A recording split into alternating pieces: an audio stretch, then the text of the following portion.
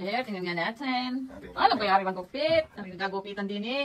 Parang yung nagpagupit pang gabayad. Parang yung nagupit pang gabayad sa inapagupitan. Ay, kakaawa na tayo. Wala ng buhok. Ay, ano na yan? Walang buhok. At nagpagupit tayo walang buhok. Gupit nun? Apply pa ako dyan sa babae. Apply daw ka rin ng pagupit. Tingnan natin kung pag magandang hulas ng gupit, ay pwede mag-apply. Pag napatubo yung buhok, doon na. Ito, makawala ka ng buhok. Ano na? Saan? Ano ba? Ay, makaring gupit na rin. Siya gilid ng buhok. Ano naman yan, ano? Hindi kaya. Siya gilid ng buhok ng gupit. Tingnan natin mamaya ang final touch nito. Kung talaga pwede na itong manggugupit.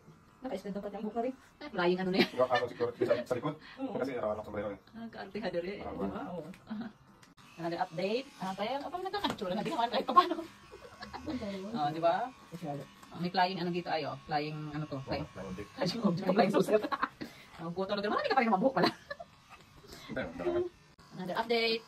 Boy, nagkakatsura na. Boy, pumogi ka na boy. Pumogi na. Talagang pumogi. Si Kipi din daw gupitan mo. Pero pahinan na natin kung pwede na ba to. Pwede na lumunok. Parang naging bao. Bungkog ka boy.